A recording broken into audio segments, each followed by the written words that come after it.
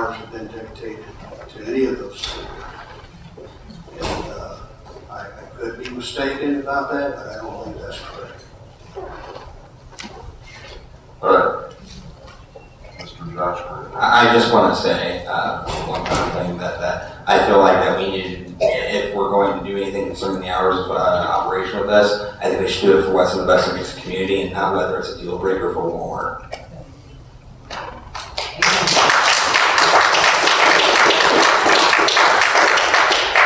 Any further discussion? Now, what we're doing here, we're going to be creating a list here, I sense. So this will be the first item on that list, adding to Mr. Benson's staff comments. Any other comments before we vote on that, Mr. Van Bussman? Just saying one thing that the gentleman from Walmart related to earlier. He was talking about, how that we shouldn't be trying to tell George Brett out of that, or But if George Brett was in my backyard, then I might be able to talk to him about that. So I think that does make a difference. All right. Mr. City Clerk, please call the vote on that motion. Josh Green, Yes. Alderman Monk, Yes. Alderman Langford, Yes. Alderman Nelson, No. Alderman Jason Green, I have a point of clarification just for people listening and everything. We're voting on The hours. the hours, You're not voting- the applicant The itself. hours. Okay, for the hours, yes. Alderman Van Busker, I'll pass. Alderman Kramer, No. Alderman Asia, Yes. Alderman Emerson, Yes. Alderman Kurtz, Yes. Alderman Van Busker, Yes. All right, next topic. On my notes, I've heard considerable discussion about square footage. Now, again, this board has the ability to say they want 27, they want 30, they want 41, they want 51, they want 61. Is that a topic this board wishes to further discussion, possibly offer as a stipulation? Mr. Mayor, yes, I think that, and I think in my experience, there's been a lot of folks that are concerned about this. I guess the main frustration I see is that it's not a multi-use site, if you will. It's one big block store, 42,000 square feet.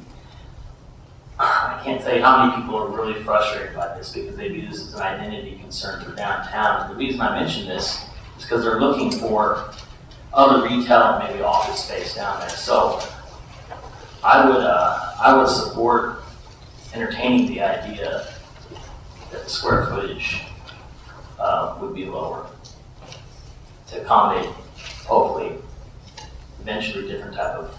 You wish to be bold enough to offer a square footage, sir?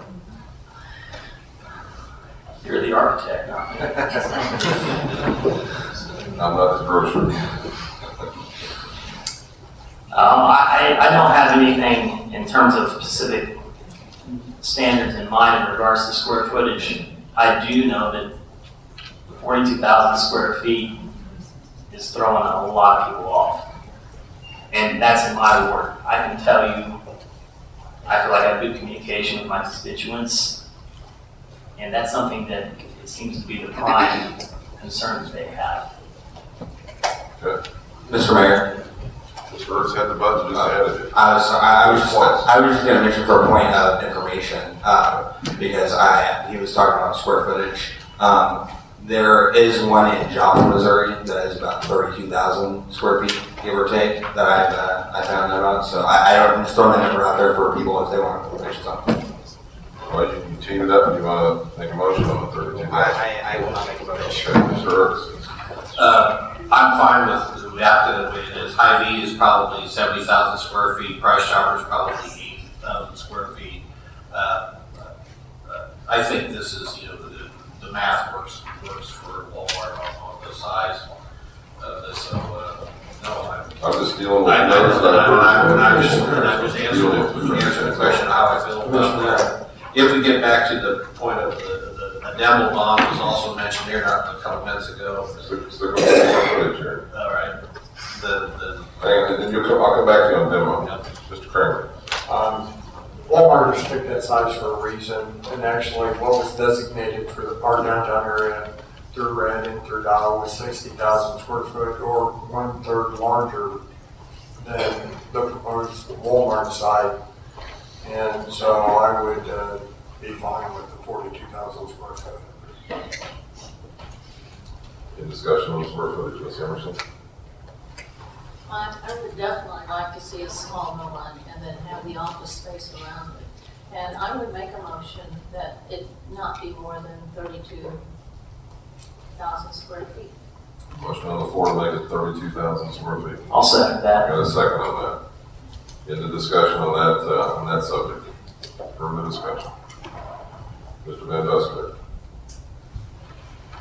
Well, I'm very satisfied that Walmart would not propose this without doing a study on this and making a determination as to what size floor they would need in that area to make it work and make it profitable.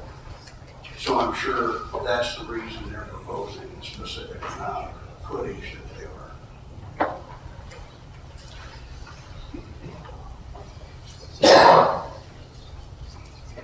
Yeah, if you're looking at 32,000 square foot storage, and just look down the street, down Raytown Trafficway, at the old IGA.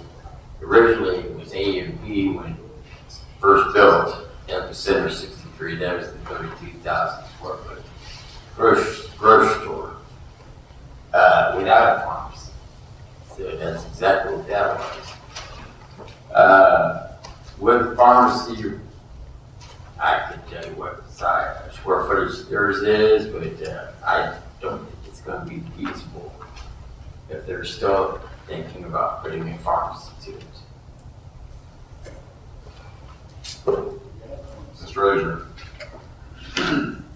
I think we should vote on the ordinance as is, either yes or no, without trying to change their project. So it doesn't mean we have to accept it, or, and the final end is whether they're going to allow the Walmart to go in as they want it or not.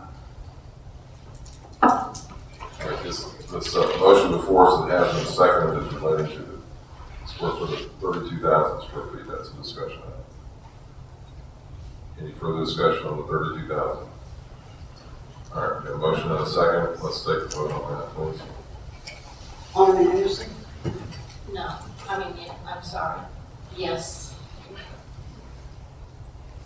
Alderman Jason Green, Yes. Alderman Nelson, No. Alderman Langford, No. Alderman Asia, Yes. Alderman Mock, No. Alderman Josh Green, Yes. Alderman Van Buskirk, No, Alderman Kramer, No. Alderman Ertz, No. Motion fails. We're still at 41,000. Mr. Kramer. I would like to make an amendment to this, make a motion to make an amendment in regards to the alleyway with having a plan B set up for it. All right, let's talk about the alleyway. Okay. I just want to make sure that if this does go in, that we're going to have room. One of the gentlemen, I can't remember which one it is. Oh, you got to talk into the microphone. I'm talking They're to gonna the yell us at- microphone, they're gonna yell us listen to at. my voice, okay? But it was 5 hours ago, somebody mentioned having a plan B back up for that alleyway access. And I just want to make sure that that's set in stone, or we do have a plan B. Rick, that'll come back to, if this moves forward, that will come back to planning and zoning, I believe, if I'm correct on that, we work out in the site plans. That's correct. They have to submit a preliminary or final site plan, which will require it to come to the planning commission and before the law. Okay, then I just. So what you want to make sure of, Yeah, I just. again, on my list of things I've heard people talk about, what you want to make sure of is that that alleyway is accessible and usable for its intended purpose of servicing those buildings. That's correct. Anything on that subject, sir? Not on that, but on the previous one, I'd like to make a comment Which previous one? on the store size. We're done. Okay. Well, unless you want to say, go ahead, what the heck, it's only 2 o'clock. Real quick, Joplin, Missouri does not have a store neighborhood market that is 32,000 square feet, period. My apologies there. I'm not sure. Joe, you want to stay with it on the alleyway? I thought, because that'll be part of the site plan. All right, we'll go back. We'll worry about that. Go back to my friend, Mr. Hurts over here. What's that? Patient with me. Go Very ahead. patient, I'm not here for two. I heard demo bond mentioned, and my complaint about the demo bond is, the one thing that's gonna stay with this property, even if they leave, is the property taxes. And if you're tearing down the building, all you're doing is getting rid of the property taxes that it would be generating. In my mind, since if the building isn't there, would that mean that property taxes would go with the building as the value? So I think it might be more of a detriment to them to have the building there, unless it's feasible for them, this would be to tear it down. They're putting a pretty big, like I said, whatever George Brett analysis, I'm sure, but an investment into the community here. But I do like the idea if they know of a way to address that in some way. But if I'm correct, if we're taking away one of our bigger sticks, is that if they own the property, they're still going to have to pay the property taxes on it. Their school district can still reap the benefits of that. Any further discussion on that topic? Mr. Mayor, are we talking about the alleyway or are we talking about The alleyways, but, well, no, we're done with alleyway, we went to demo bond. Okay, all right, I'm sorry, I just want to make sure we're on the same page here. But you can still talk about anything you want to. Where was I at with this? Go ahead and let him. I can't remember. Maybe your brother will help here. The city attorney had something to say about a demo bond, and I didn't know if there was some kind of different type of information earlier, and I just wanted to hear what your thoughts. My opinions past due are probably limited value, but I believe that a demolition bond is not an appropriate condition of rezoning. I think it might be an issue if this moves forward and perhaps in the development agreement at some point, if you really wanted to inject that issue. That is the analysis of whether this is the highest and best use for this project, these conditions in infrastructure, traffic, safety, that I don't understand your conditions. This demolition bond, I don't think is legally wise for the reason all the Hurts has pointed out, but nor do I know that it's legally appropriate to have an applicant with a demolition bond. A citizen near and dear to many of us suggested to me the other night that we think about asking the applicant to, if they vacate premises, to ask the applicant to pay a percentage at least of the property tax, not property tax, the sales tax they have been generating for a certain period of time to help with that, help ease the pain that many are voicing their concerns about. I just put it on the floor. So an interesting way. Sure. Which we're trying to just get a grasp on what you heard the suggestion, I guess, was that, I guess they would take the average sales tax revenue number, whatever that is, and just have some kind of window where they continue payment on that. Exactly. I mean, basically what they suggested is it's full payment based on the average that they've collected up until the time they depart.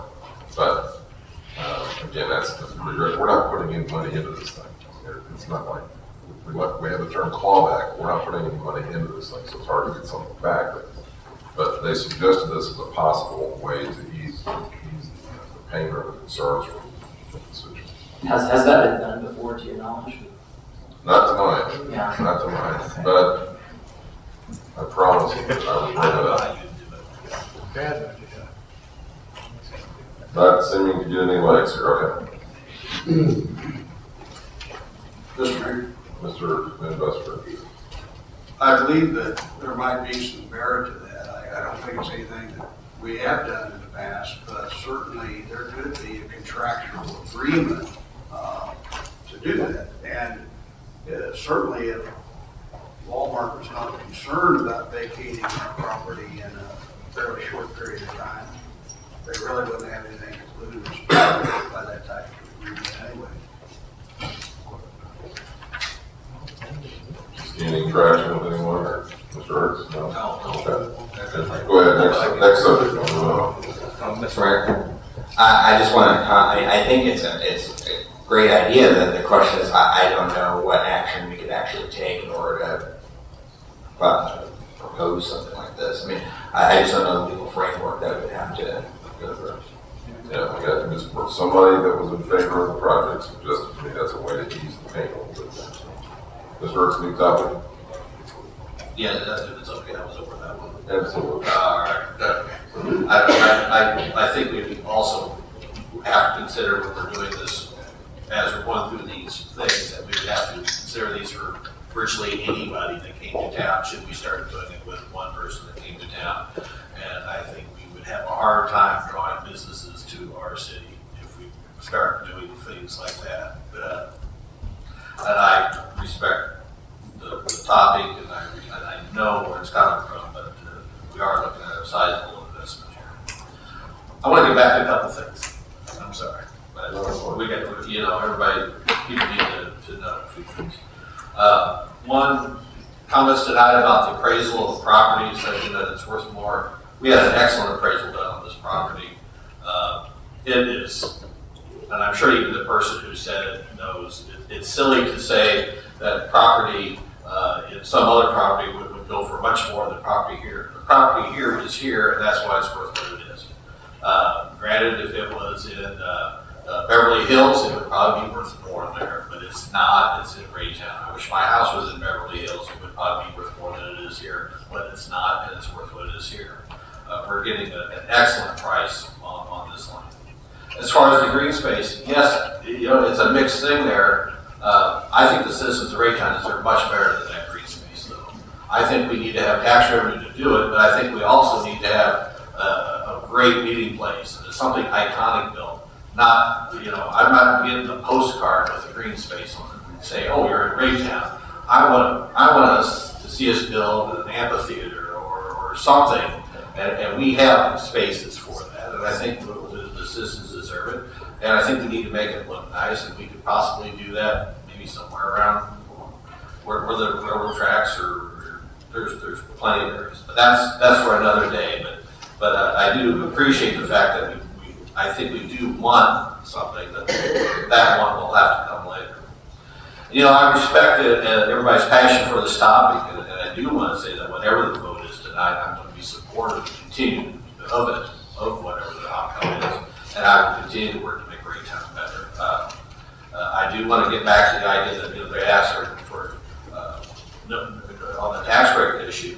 The very night, the very board meeting, I got minutes that the property was bought from the Baptist Church was the very night that the 353 was put in.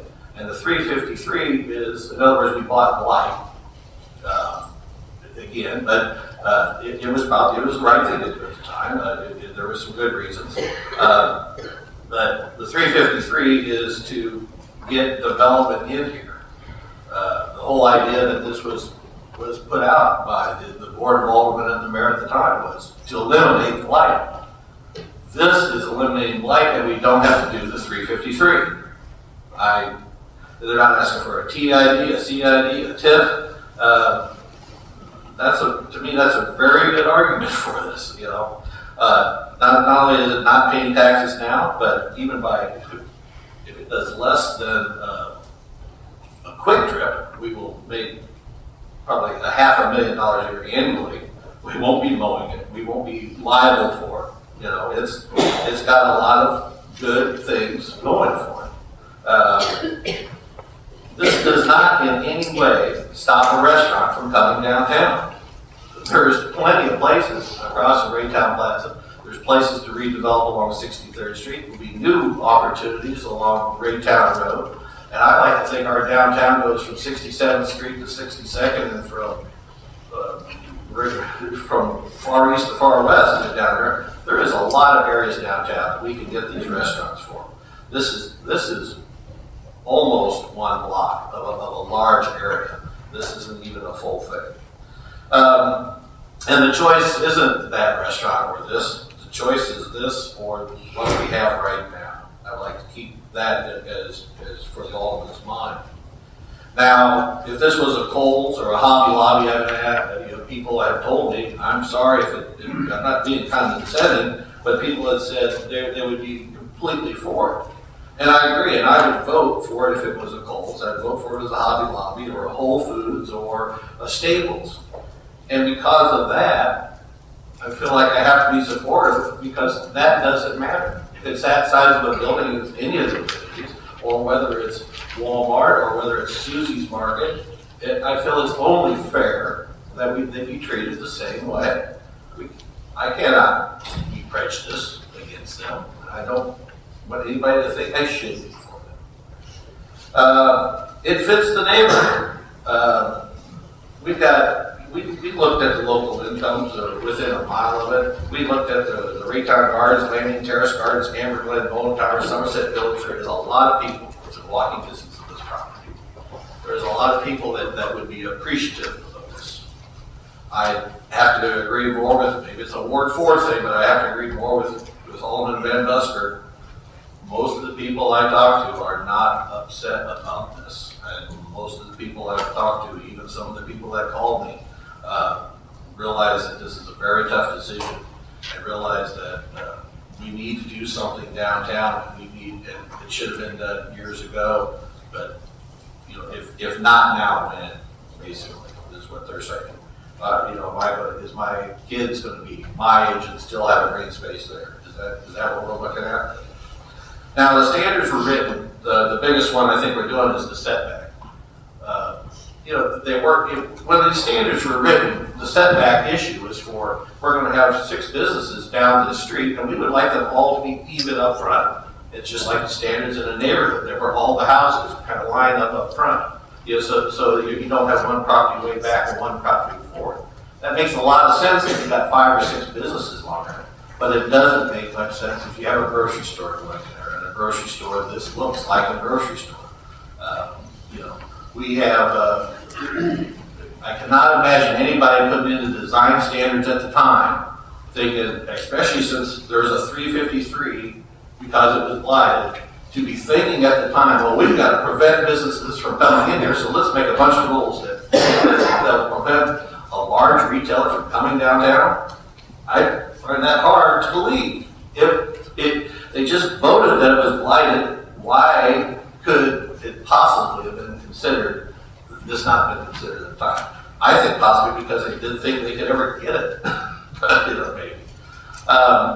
And we have Center 63 which is across the street from Smith Brothers and Clark's, which is the walkable sidewalks. This is a walkable plan. I think I would love to see the issues of bikes and traffic through the alley, and I'd like to see nobody hurt that's a neighbor now have any less access than they have now.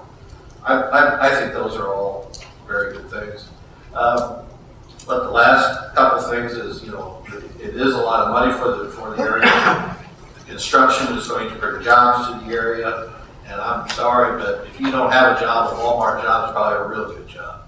And even if you have a job, because I spent 33 years with Hy-Vee, and actually, I thought we paid pretty well, and Walmart stole a couple managers from us that we wish we had back, I'm sure, in my salad days of working there, I guess now. But this is jobs, this is tax revenue, this is elimination of blight that's been there for a long, long time. And I think I should end there. Well, I want to stay with that for a second, because one of the things I picked up on as well in meetings I've attended before, so, is that I hear that this is not a multi-use space, okay, I get that, except that, to me, this is a tenant of a multi-use development of which this first 4 acres is a portion of. You know, I don't see the whole 4 acres having to be multi-use. I see our downtown area, which is paths and stretches, you know, quite a bit east to west, north to south. That's our palette, if you will. And that is what we create, our multi-use development in the downtown area. This is a component. As you have shopping mall developments, you have typically 2 or 3, you know, anchor tenants. This, I think, could very well be one of those tenants that draws and creates then a multi-use development that is much larger than the 4 acres. And that's what I think we really have always envisioned. To me, I envision, you know, our downtown spreading to the Rock Island line. And we'll talk about that. And it goes beyond that. It picks up Center 63. It expands, but this is a tenant, one piece of the multi-use development that, to me, the palette of that is a much larger area than the 4 acres. I'm going to get on my soapbox for a minute as well, because to me, the bigger issue before us tonight is what has happened to us as citizens of Raytown in a few short months. This has been in front of us. Now, we've talked up here. Every one of us has received threats of some type. There is a dust cloud of misinformation that has been cast across the city. There is hatred that this community has not seen, at least in a good number of years, if forever. And it's based on misinformation. I believe it's based on scare tactics. I get that people have an issue with Walmart. I'm sorry, gentlemen, but that's reality. You know it. It's reality. I get that. But do not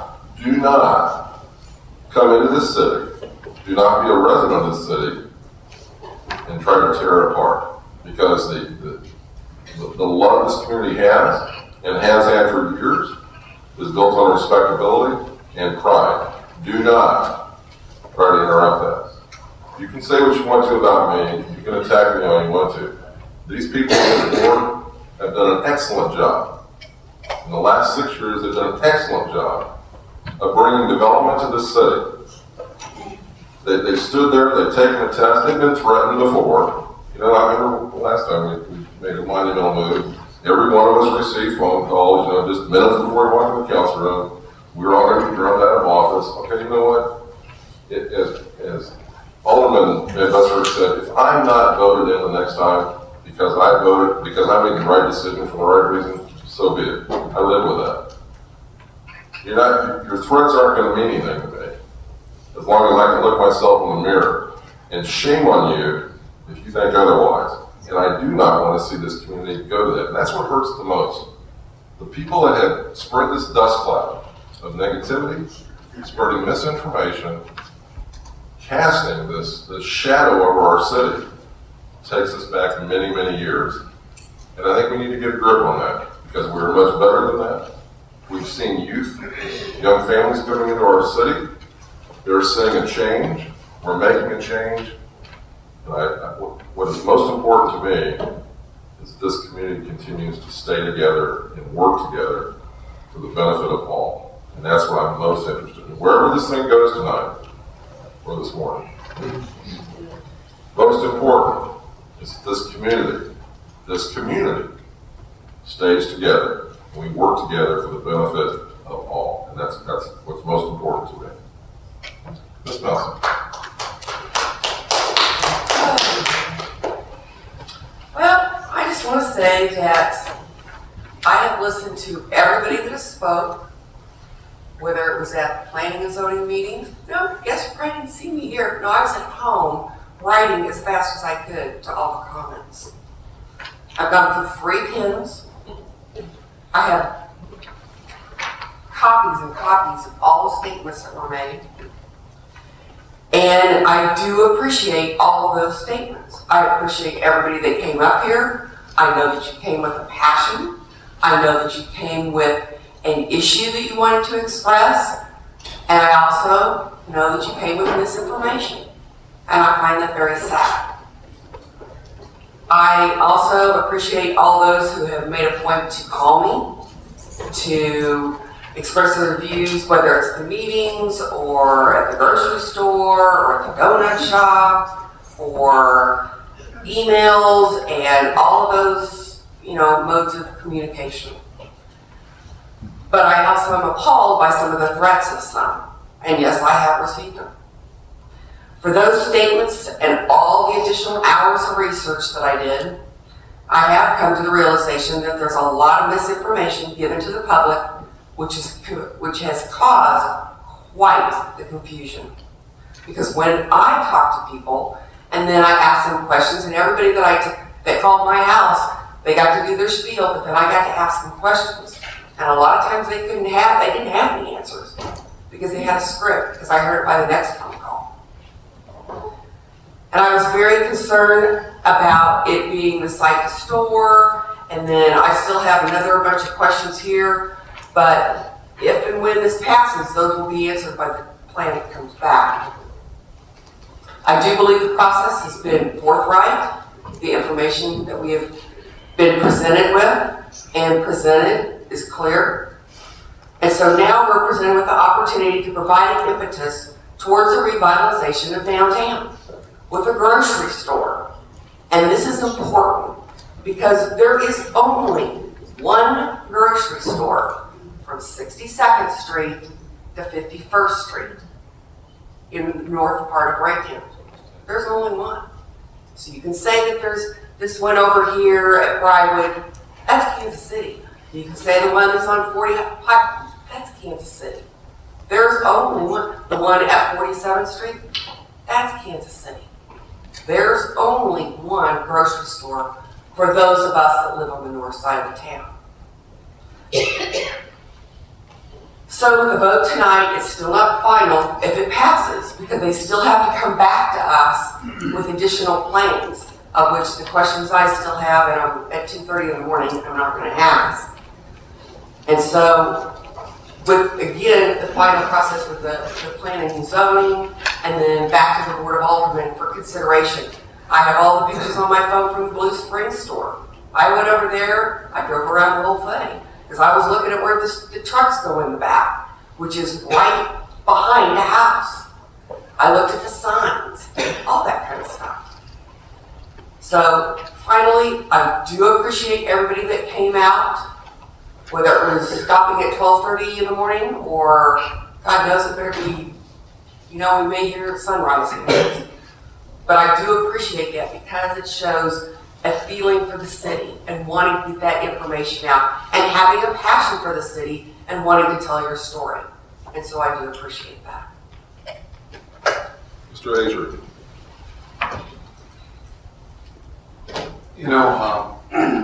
I've been a coach for 48 years, I've taught 35 years, I've been in the sport 14. During that course of time, I've seen a lot of defining moments. Certainly this project has been a defining moment for not just tonight, but for the last few months. And that's not even a question, that's a reality. And a defining moment is based upon things that are said or actions that take place that cause us to change our behavior or the way we do business. Certainly, when an alderman says, being in a meeting, we listen to our constituents, but we don't let them influence. What we mean by that is that we listen to everybody. Because you here tonight have heard both sides, people who support it and people who don't. And so we can't let one single person make that decision, but we have to weigh it. And oftentimes we hear conflicts of opinion. For example, Walmart they run people out of business. Well, that's true. Then how can they go out of business? If they're making more money, why would they leave? That's kind of a conflict. We have to weigh those things, in which we do. For me, this defining moment, though, and I've really listened to everybody that's called, and I can't say I've been threatened. I feel like I've been a little bit intimidated, especially when you got mad that I went to the bathroom. But that is what it is. But I got a letter from a guy I've known for a long time who's been a lifelong resident of this community, and he also has had a business for decades. And I called him, I said, well, why did you write this letter? I said, why didn't you get up and speak? And he said, you know, if I get up and speak, I may lose business. Because if people don't like what you're saying in politics, they'll take it out on you. And that's true about democracy. You know, dictatorship, you don't have a voice, but democracy, if you have a difference of opinion, people don't like it. And they might consider you as an enemy. That's why we get all emotional and raise our voices, etc. And that's kind of where we've been tonight. You know, one of the things in this letter, obviously this individual was supporting Walmart, but the one statement that I read didn't really do with Walmart, but it supports both sides. And it was the phrase, attract young families to Raytown. What we do to attract new people that want to move here. And, you know, always in the last 14 years on the board, I've thought about ways we could make our schools better, having been in education, obviously, or people come here because it's a good sports community, they have good recreation, and public safety. All those things are important, but it's not just that, it's also the environment. And that's what I've heard a lot of people say, that the environment they feel that Walmart gives them, at least that's their opinion. I don't think that keeps people out of Overland Park, but at least people here feel that way. You know, I heard one individual get up and he said, I've never shopped at Walmart. And that's what my dad did. He never shopped at Walmart. And then he concluded by saying, people deserve better. Well, I do believe in design standards. I think design standards are important, and I try to stick by good design standards. I think our downtown standards are good standards. But when you go back to defining moments, it's a combination of many things over a period of time that define who we are. And I want to just share a few of the things that the citizens of Raytown and this board have done that have defined Raytown. For example, we introduced a tax for storm water improvement, and the people of Raytown said, no, we're not interested in that. They voted it down. I can tell you, having been on the board for 14 years, of all the calls that I've gotten over all those years, if I added the one subject that people have the biggest problem with is watershed. Yeah. And we don't have them, we didn't take care of it. But we say no to that. We voted down the Clean Air Act. And I will tell you, we had lots of discussions here in this chamber. And you know who showed up? The bartenders. Very few people came and said, we want a smoking ban. It was the bartenders that said, no, we want to be able to smoke in our bars and our restaurants. And that's what we got. I hear people say, you know, we want good restaurants in Raytown. But I mean, I've said this more than once. You know, after swim meets, we leave Raytown as a group. Sometimes 30, 35 people to go out to dinner. We don't eat in Raytown because we won't smoke in a smoking environment. I say to you, how many people do you think leave Raytown to eat because they don't want to eat that someone that smokes? That's a defining moment. That's our record. Another defining moment is we've had a chart. We voted it down. We had a senior center. We voted it down. We had another tax for streets and sidewalks. We also voted it down. Those are defining moments. Just like tonight is a defining moment. And I will tell you, in democracy, and like tonight, when we vote, there's going to be a winner and a loser, but as a board, I can tell you about this board. We don't always agree with each other, but when we walk away, we live with our decision. We don't hold it against each other. We don't take it out on each other, because that's what democracy is supposed to be like. That in itself is a defining moment, if indeed you think democracy should be healthy. I tell you, in the letter, I thought it was kind of interesting because you say, well, what's the conclusion of all of this? Well, it was interesting. He said, well, you know, where were the people when we added tattoo parlors, pawn shops, title loan companies? Why weren't the people there for the smoking ban? And I tell you, I've had a lot of people tell you, oh, I wish we could go to eat right now where they don't smoke, but they didn't show up. When they didn't show up, that was a defining moment. So someone said, you know, we're not Blue Springs, we're not Lee Summit, we're not Overland Park, and that's true, we're not. But every time somebody buys a house, they compare us to Blue Springs, Lee Summit, Overland Park. And if we want our property values to go up, we have to have more people wanting to buy those houses. That's when they go up. You see, these decisions are difficult to make, and we all share the same, I think, the same goal, and that is to make Raytown a better place to live. That's why I hear people say, I love Raytown. Steve Gunther, he's put a lot of time into it. He's dreaming up ways we could make it better. They're all part of the same picture. We care about this community. But we all, whether we like it or not, own the environment. Be it our neighbors or our own yard, making decisions like this. And in the end, if we come together as a closer community, if we work to achieve the very best we can to improve it, then we will bring young people into this community. I don't say that Walmart is the answer or is not the answer, but I think that the mayor himself addressed a little bit. I think that's the goal of this board, and I think that's your goal too. So I can't conclude any more than that, other than the fact is that you know, whatever we vote on tonight, be it Joe Kramer or anybody else or myself, we're devoting our conscience to what we think is the best. Thank you. Mr. Green, Mr. Jason Green. Mr. Mayor. I'm one of those young families that Mr. Ager talks about. I've only lived in Raytown 8 years. I grew up in a very interesting neighborhood, we'll say, South Kansas City.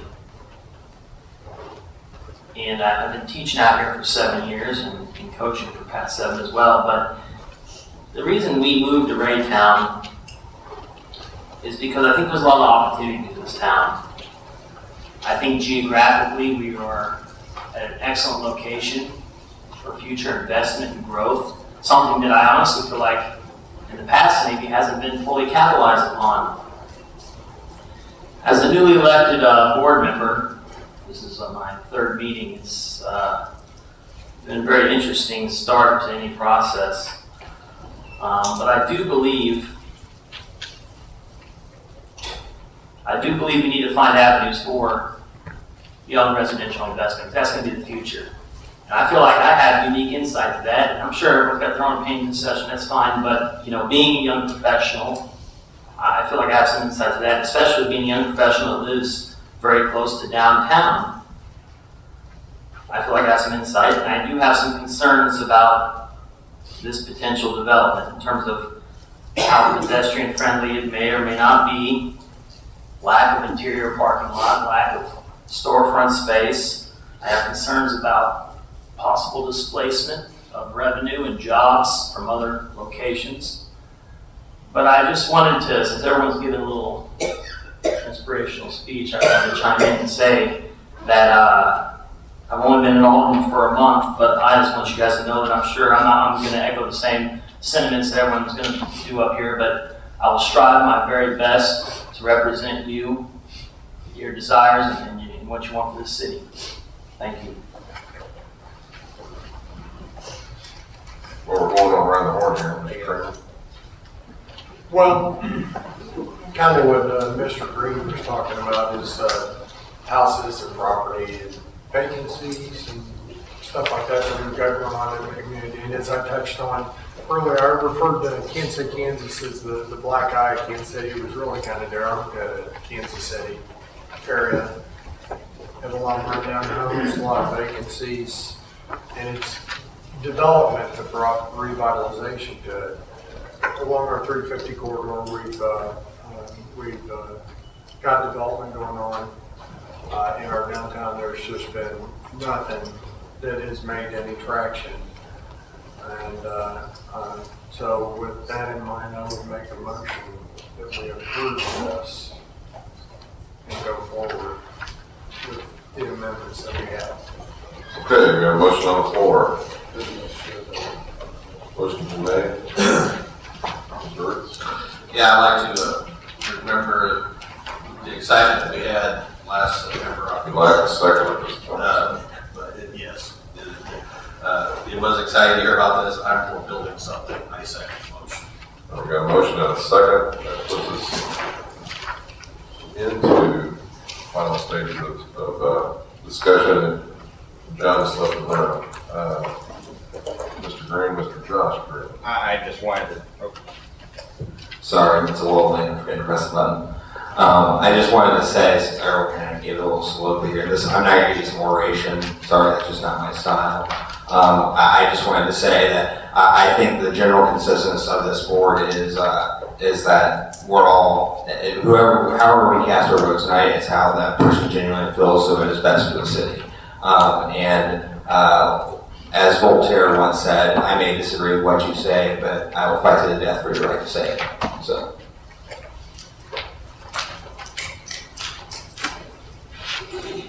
Mr. Waybuster. Well, echoing what was just said, we've made a lot of decisions over the past few years regarding a lot of issues. And there's been times when I've been the only one saying no when everyone else is saying yes. But I have never held a grudge because of that. And I accept whatever decision the board makes. And we move forward from there. And whatever decision we make as a board tonight, I hope our community will be willing to pull together and move on from there and do what's best for our community, whatever that decision is. And I hope that we'll still be able to work together as a board, even if there might be some who would differ in their opinion about this.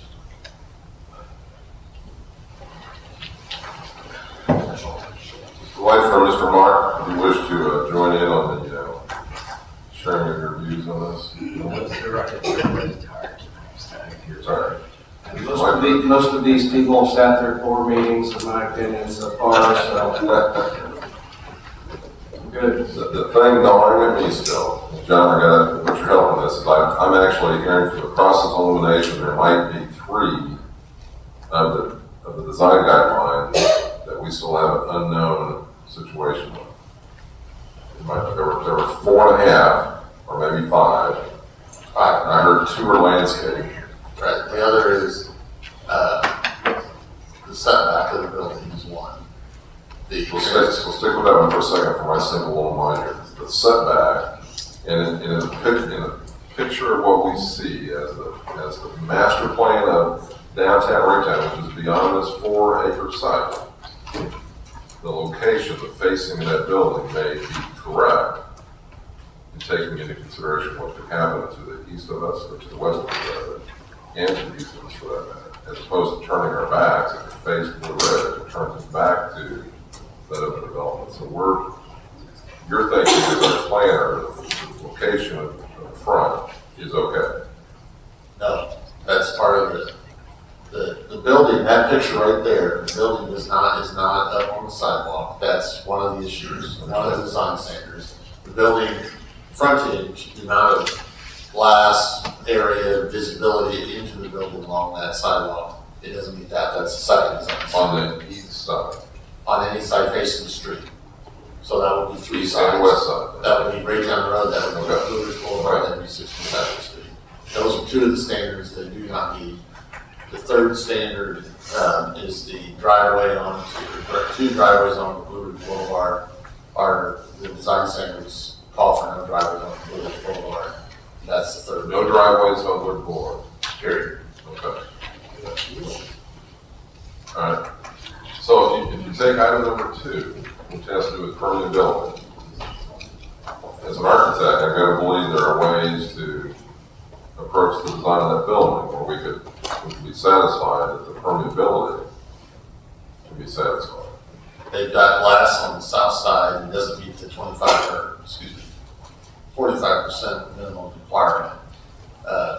They do have glass on the south side facing the parking lot. They have some glass, when I say glass windows, on the west side facing Raytown Road to a much lesser degree than what's on the south side. They have no windows other than the pharmacy window, driveway window on the east side. Okay, but there are things you can do other than glass as well. There are indentations, there are elements with the facade that can do undulation and Correct, break. and that's what they handed out tonight. Yeah. To you. So I'm trying to check off these things that says, okay, we are not on target, because sticking with the design guidelines that are important to this project and important to the future, what the city looks like 10 years down the road. That's why the guidelines are in place, and it's important to me. I helped write the guidelines for the planning commission. As his design standards, you said 10 years down the road, his design standards are 10 years old today. I'm looking at from now, where are we in 2023? If I'm still around, what's this going? Is it going to be okay? That's your call.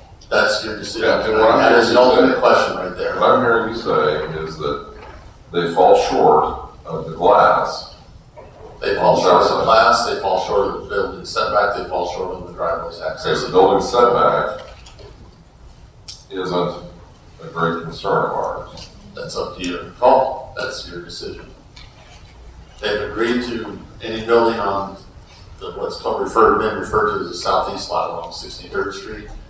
If they at such future point, they would build a building or construct a building down there, it would be built to the sidewalk. That standard does not currently apply to that property today. So they're adding that in, something that does not currently exist. So those two parcels, if someone built on them today, the southeast parcels, would have to be built on the sidewalk. Not, if this rezoning is approved, yes. As of today, they would have to be a new building, Okay, and we want them built on the sidewalk. yes. Mr. Mayor, can I ask a question about what you're? Sure, absolutely. Do we have that where basically you're saying on the southeast lot, if any property were to be demolished, that Walmart would put up set another property along to the sidewalk? Is that correct? Can you say that, I'm sorry, I did. I just want to make sure I heard you correctly. You were referring to the southeast lot and the demolition of the buildings there.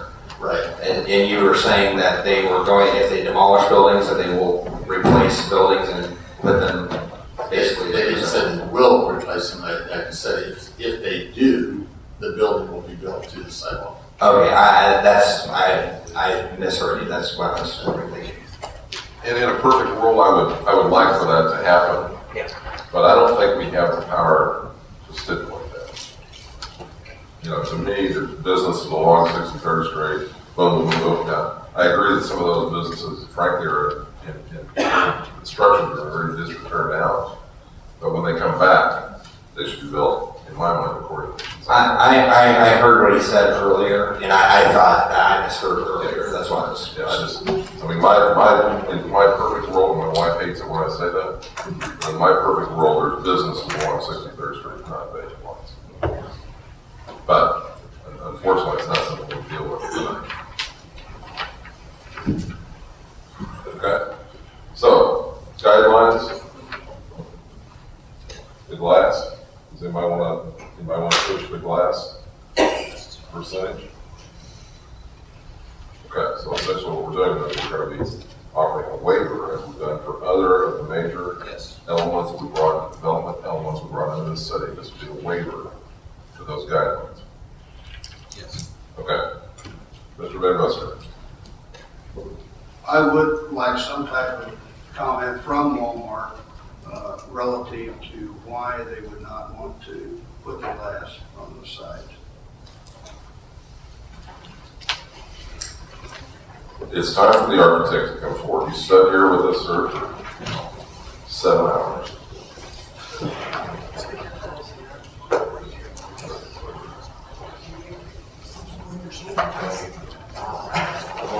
Probably the only guy that's earning fees still at this point in time. He and Rick are the only people still earning fee at this time. Thank you. Morning, sure. Bill Boyden, BRR Architecture, 6700 Antioch Plaza, Merriam, Kansas. Architects for Walmart Stores Incorporated and architects of record for this Walmart neighborhood project. The glazing all the glazing that we're showing is true glazing. No faux windows, no blacked out windows, real glazing. The side of the store, if I can sort of turn around here, I'll try to keep in front of the microphone.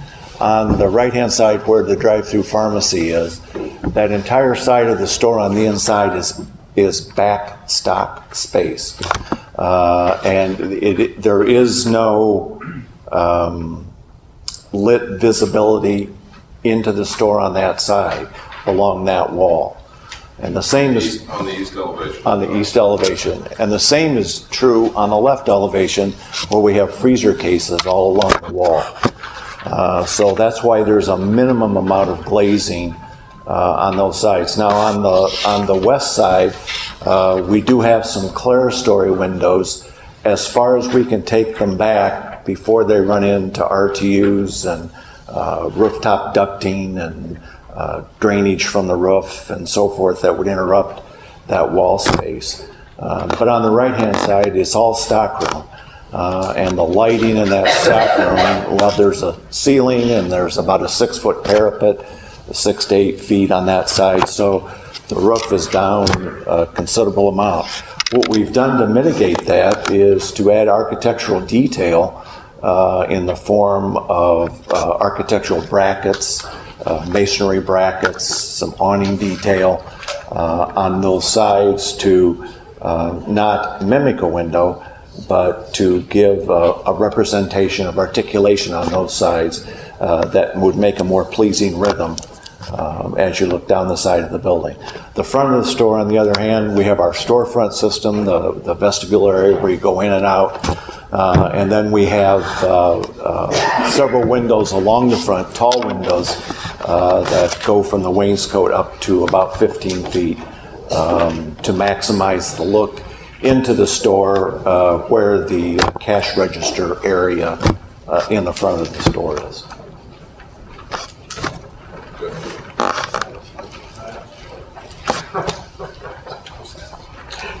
Okay.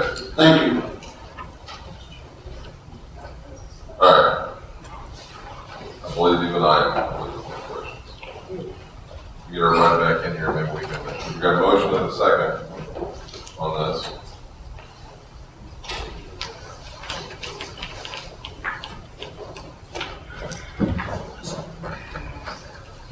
We wouldn't want to go without them. We want to wait on this.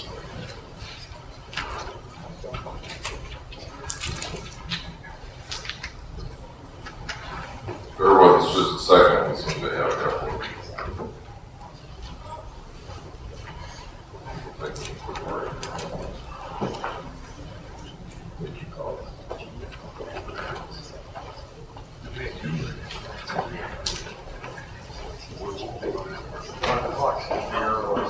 Yes, it is.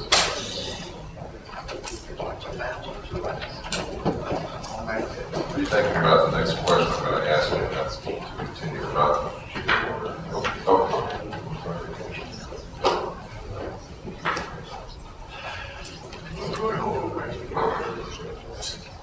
Mr. Green returns, we will.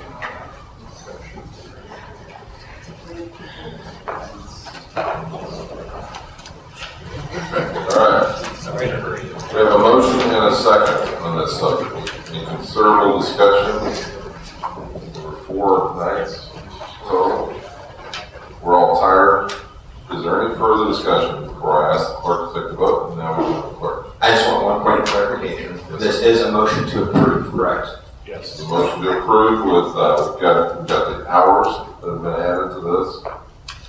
And really, that's the only thing that I'm aware of that's been added. Mr. Worley, do you want to take the vote, or do we want to let her clerk? There she is. I really wanted to. I know, I saw that scooting away. Teresa, we are ready to take a vote on this matter. So please call the vote. This is the motion made by Alderman Kramer, seconded by Alderman Ernst. That would be correct. When we've been talking about for 7 hours. Alderman Kramer, Yes. Alderman Ernst, Yes. Alderman Emerson, No. Alderman Nelson, Yes. Alderman Jason Green, No. Alderman Josh Green, No. Alderman Ken Busker, Yes. Alderman Lightfoot, Yes. Alderman Mock, Yes. Alderman Asia, No. Motion passes 6-4. John, Mr. Benson, do me a quick favor and talk about the next step. The next step will be for the applicant to submit the final site plan content requirements, architectural plans for the building, exterior building, traffic study, stormwater drainage study, basically information which otherwise require all site plans, as well as the information required for the design standards, so compliance with that. Staff will review and that will forward. As the audience is leaving, I sincerely thank you for your patience. I sincerely hope that we continue to be a community, respectful community, mindful that these were not difficult decisions. It's very well said, but our prayers are for the best